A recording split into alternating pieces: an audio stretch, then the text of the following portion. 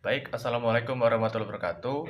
Di sini kami ingin menyampaikan hasil laporan observasi di sekolah umum maupun di sekolah keagamaan. Dan ini anggota kelompok kami. Kemudian pada pembahasan pertama yaitu sistem pendidikan. Nah, apa sih sistem pendidikan itu? Sistem pendidikan adalah suatu keseluruhan yang terdiri atas berbagai komponen pendidikan yang saling berkaitan dan bekerjasama untuk mencapai tujuan pendidikan.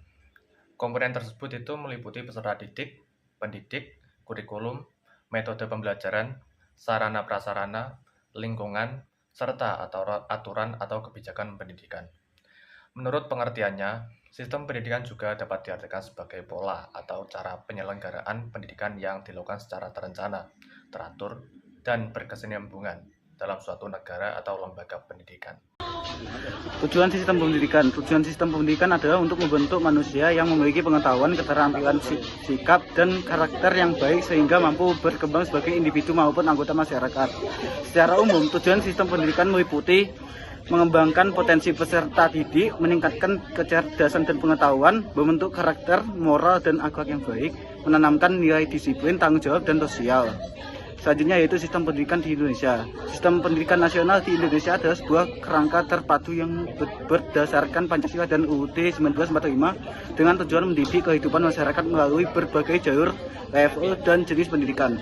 Saat ini, sistem tersebut terus berubah dengan mengadopsi kurikulum merdeka yang ditujukan untuk mengembalikan proses belajar, memperkuat karakter siswa, serta fokus pada pembelajaran yang lebih fleksibel dan mendalam. Tujuannya yaitu sistem pendidikan nasional di Indonesia bertujuan untuk mendidik kehidupan masyarakat melalui kerangka yang terpadu guna mencetak generasi penerus yang beriman, berakhlak, bertanggung jawab, serta memiliki keterampilan yang sejalan dengan kemajuan zaman. Untuk kurikulumnya ada dua, yaitu kurikulum 2013 dan kurikulum Merdeka. Sistem pendidikan yang digunakan di SMA 1 Singosari. Sistem pendidikan SMA 1 Singosari mengacu pada kurikulum Merdeka yang sesuai dengan Undang-Undang Nomor 20 Tahun 2003. Mengenai sistem pendidikan nasional, dalam pelaksanaannya, sekolah ini menyatukan keluasan kurikulum dengan fokus yang kuat pada disiplin pemeriksaan atribut, sistem poin pelanggaran, serta penguatan karakter etika harian.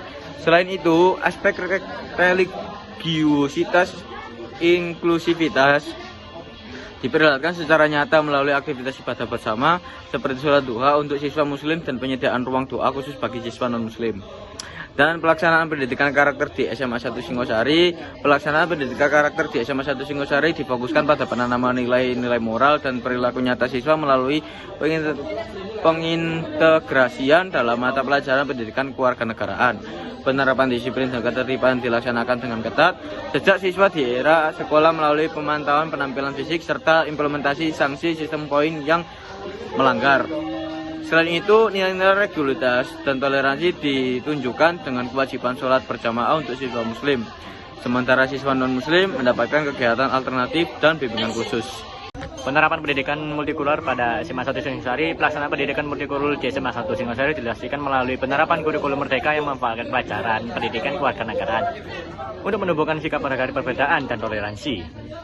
Lingkungan sekolah dibentuk inklusif tanpa adanya diskriminasi, di mana siswa muslim difasilitasi untuk melaksanakan ibadah sholat duha bersama. Sementara non-muslim mendapatkan dukungan penuh untuk berdoa sesuai dengan keyakinan mereka dengan arahan khusus.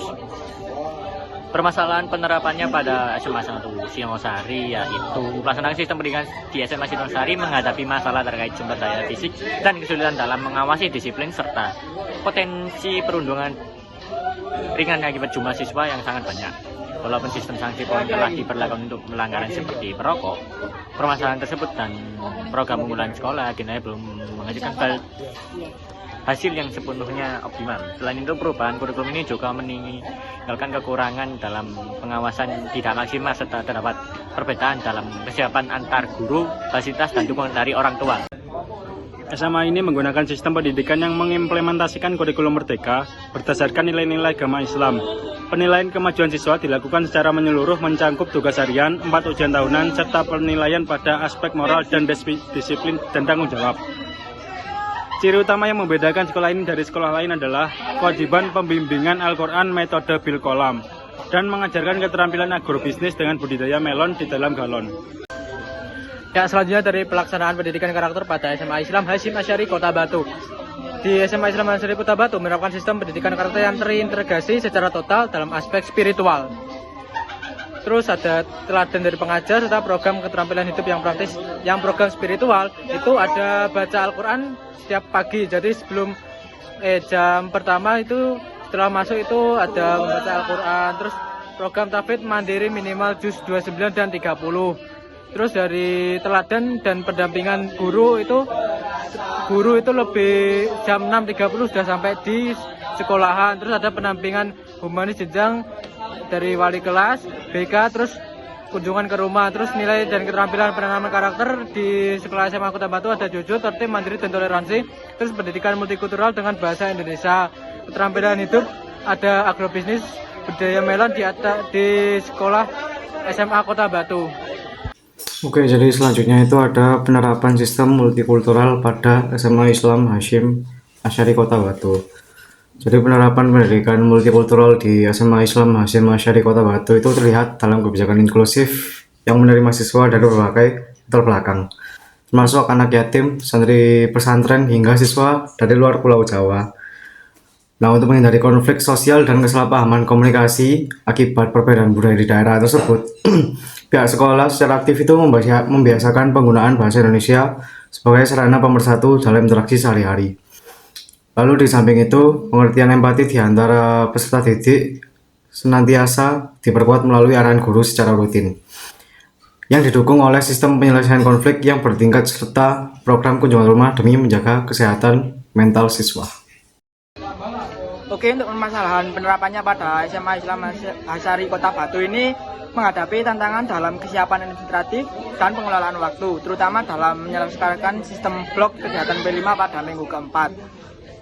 Selain itu, keragaman latar belakang siswa yang mencakup santri, anak yatim, dan siswa dari luar Jawa mengharuskan pihak sekolah melakukan pengawasan, bimbingan konseling, dan kunjungan rumah secara rutin untuk mengatasi kendala komunikasi serta menjaga kesejahteraan psikologis mereka. Lalu untuk padatnya kombinasi program akademik, pembinaan spiritual seperti bilkolam dan tahfidz, serta proyek agrobisnis dapat memicu jenuh dan kelelahan fisik, sehingga wali kelas perlu secara terus-menerus untuk memperbaharui strategi pendampingan guna menjaga motivasi belajar serta keseimbangan mental siswa. Baik, saya akan melanjutkan dari presentasi dari observasi. Saya akan membicarakan hasil observasi. Berdasarkan hasil observasi dan wawancara SMA N1 Singosari dan SMA Islam Hasyim Asy'ari Kota Batu, diketahui bahwa kedua sekolah telah menerapkan kurikulum merdeka dengan menekankan pendidikan karakter dan multikultural.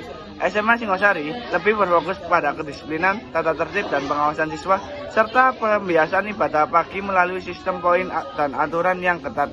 Sedangkan kalau SMA Islam Asy'ari Kota Batu lebih menonjolkan pendidikan religius melalui program tasbih, baca Al-Quran, madad kolam, dan pembiasaan ibadah harian dipadukan dengan keterampilan hidup melalui program agrobisnis.